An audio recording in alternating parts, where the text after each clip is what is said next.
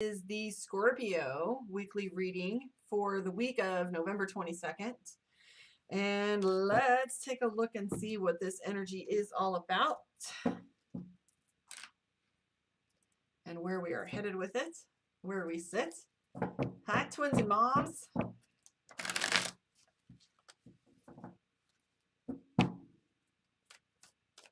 All right. Here we go, Scorpio. Ooh, first two cards that come up for you are indecision, which I don't like.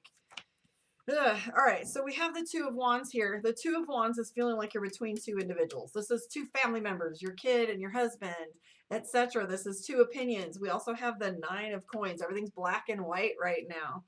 I can tell you that you have the Hermit card dead center. If you want to see these picture in picture, please visit my YouTube, Karma on Deck Psychic, where you can actually see the picture in picture of what's going on with these cards. So if I forget to hold them up for you.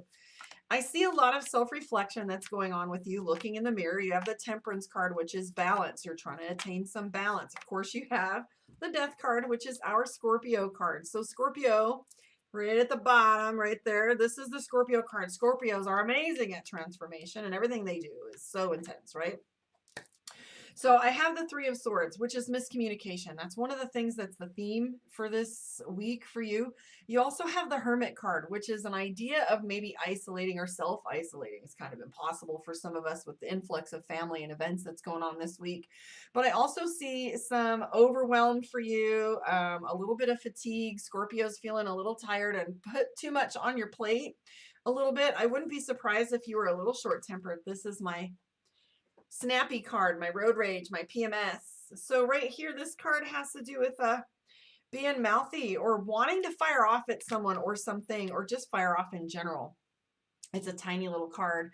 It's a tiny little mood. It's not influenced by so many other things. This may sound a lot like a negative reading, but I'm going to suggest that it's not as negative as it is transformative. You have some ideals of self-awareness that are coming up for you, and you want to make some moves. And what's going on with that is ultimately we sometimes can only make moves internally and not externally. There's a lot of things that Scorpio wants to walk away from. Queen of Swords, right? What's the Queen of Swords about? That's a kind of my cranky card, right? The bitch card. The Queen of Swords is decisive.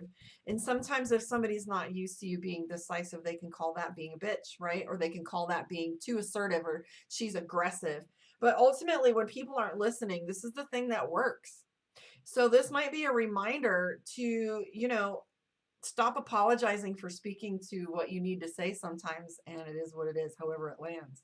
I have 2 or 3 cards that tell me speed is involved in your life right now, where things are picking up pace.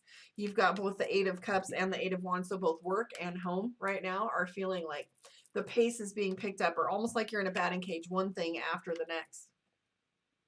With this self-reflection that's going on, I would suggest that some of you are looking at relationships a little bit differently coming up. We have the Page of Cups and the Ace of Cups.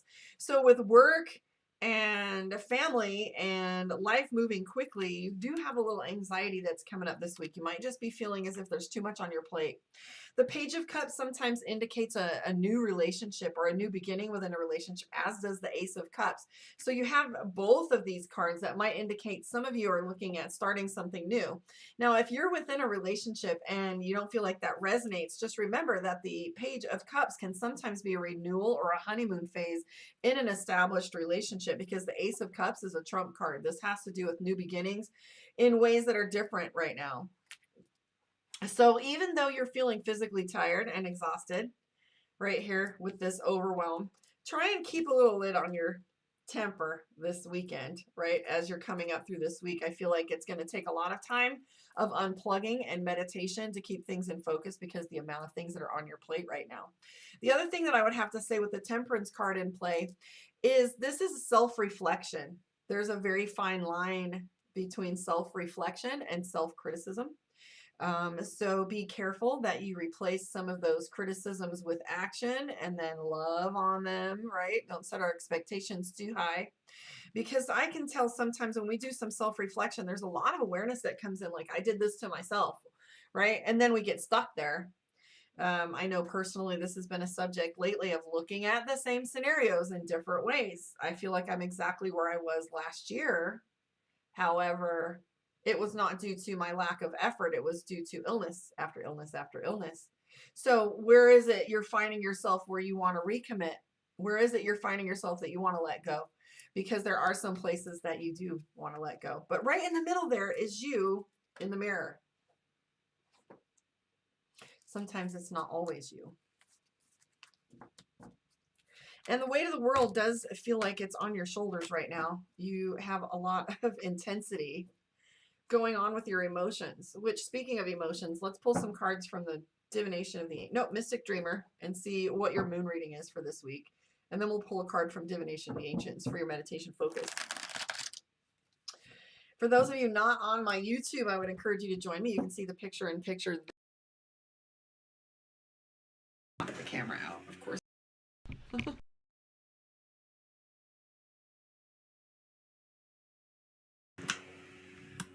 There we go.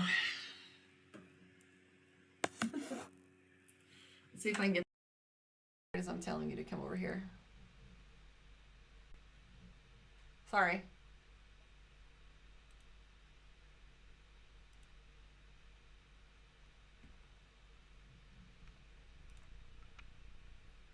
There we go. All right. So, as I was saying, please join me on my YouTube. Woo! You can see the picture-in-picture there and have a better idea of what the spread looks like in relationship to one another. I am also available for one-on-ones, karmaondeck.com. So book your one-on-one if you want some expansion on that relationship question or anything else that's going on for you. So here's the thing for Scorpio.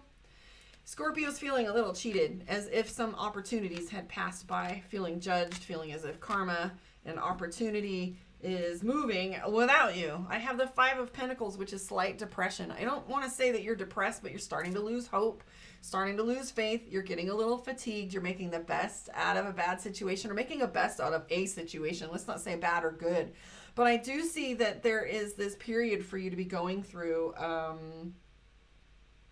experience things with a different expression. So instead of going through this phase, now you get to operate from a place of wisdom. So you've seen some of these scenarios a few times before. So you're, in order to process and move forward some of these energies, what I'm seeing for you is a conflict. Five of Swords and then the Fool card.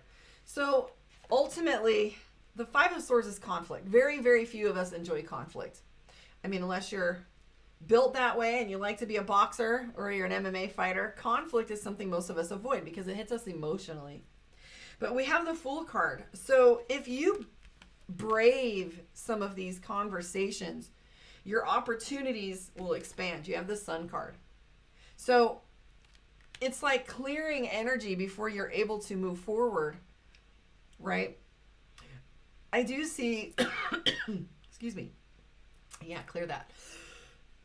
I see the Eight of Pentacles for you. So the Eight of Pentacles is repetition and redundancy, but not in a frustrated stance. Repetition and redundancy in order to come from a place of expertise. So when you do something often enough and you practice with it, you then become the expert, the ascended master. And right now, what we have with Scorpio is the Queen of Wands. We have the Five of Pentacles, Queen of Wands. Why does this feel like me right now? Five of Pentacles and the Queen of Wands. What do things look like? I feel I can resonate with this pretty well right now. What do things look like? The Queen of Wands is our public image, how people see us, how we are presented to others, what they perceive. And we very sculpt this often. We sculpt our commentary when we're talking to another individual on social media. We cover ourselves when we feel something that we have or are will be offensive. We watch our mouth. We stay silent, right? And then sometimes we only send our filtered pictures, or we only post the good times. I know that I like to process information and share the lesson rather than share the messy middle. And someone recently said, well, that doesn't serve anyone. That's dangerous and that's unkind. And I wasn't talking about anyone else. I was talking about me.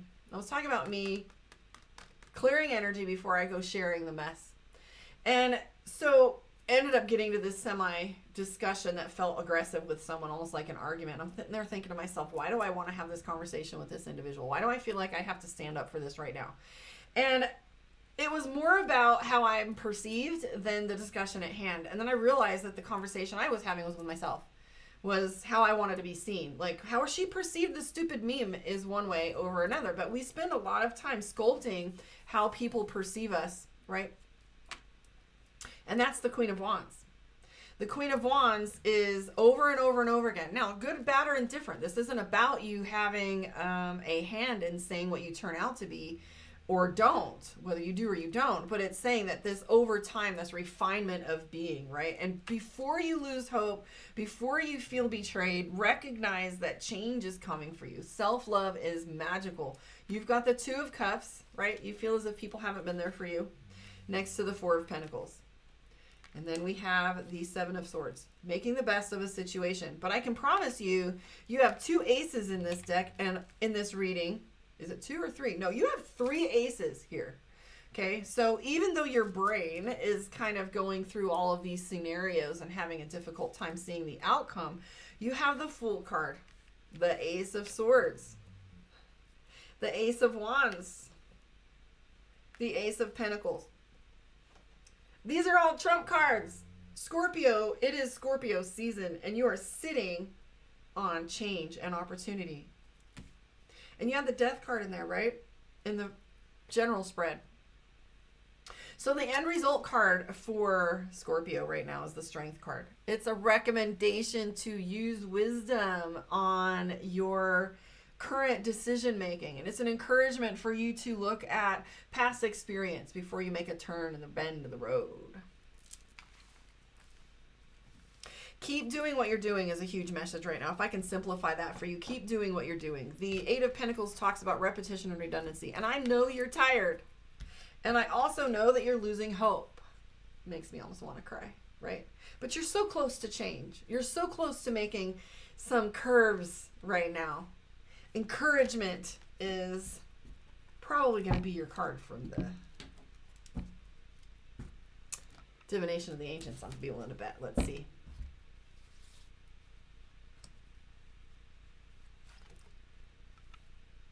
We're not using that one. I forgot I didn't take it out of the deck.